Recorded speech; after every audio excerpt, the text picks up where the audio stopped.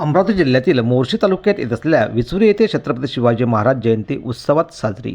स्वराज्याची स्थापना करून जनतेच्या कल्याणासाठी आदर्श कारभार घडवणारे अखंड भारताचे आराध्य दैवत व प्रेरणास्थान असलेले लोककल्याणकारी राजा छत्रपती शिवाजी महाराज यांच्या जयंतीनिमित्त विसुरी येथे अत्यंत उत्साहपूर्व वातावरणात अभिवादन कार्यक्रम पार पडला.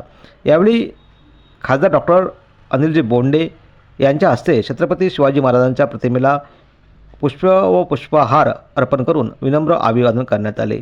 उपस्थित मान्यवरांनी शिवरायांच्या पराक्रमा व लोकहितकार्याची यावेळी जाणीव करून दिली. मंडळाचे अध्यक्ष तथा सरपंच सुनील खडसे यावेळी उपस्थित होते.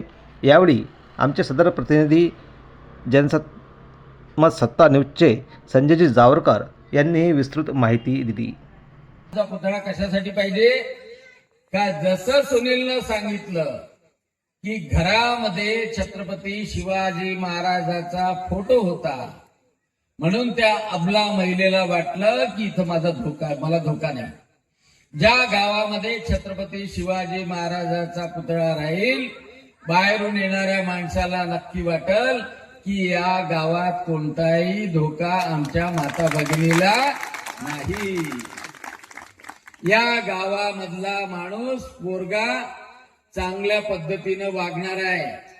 इथल्या महिला ह्या छत्रपती शिवाजी महाराजांच्या आईसारख्या म्हणजे जिजाऊ महासाहेबासारख्या आहे. आणि म्हणून ती संस्कृती टिकवण्यासाठी आपल्याला छत्रपती शिवाजी महाराजांचा पुतळा प्रत्येक गावात असणं आवश्यक आहे.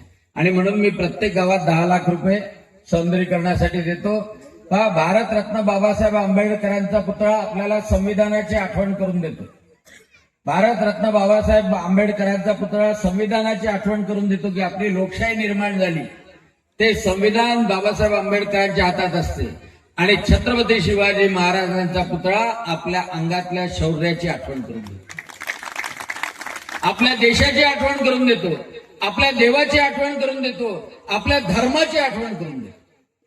आणि म्हणून छत्रपती शिवाजी महाराजांचा पुतळा हा असणं प्रत्येक गावात असणं आवश्यक आहे.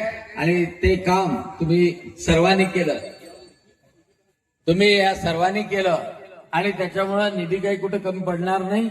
आता मला फक्त या इथला शिवसृष्टीचा पूर्ण प्लॅन मला दाखवा आणि तो पाहून आपण कसं चांगल्या तऱ्हेनं करता येईल. एक महत्वाची गोष्ट जी इथलं मैदानही आहे तेही अतिशय चांगल्या तऱ्हेनं तुम्ही कंपाऊंड घातलेलं आहे.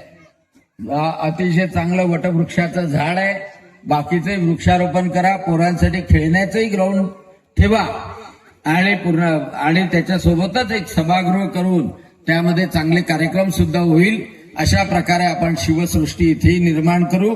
या सगळ्या गोष्टीसाठी गावातून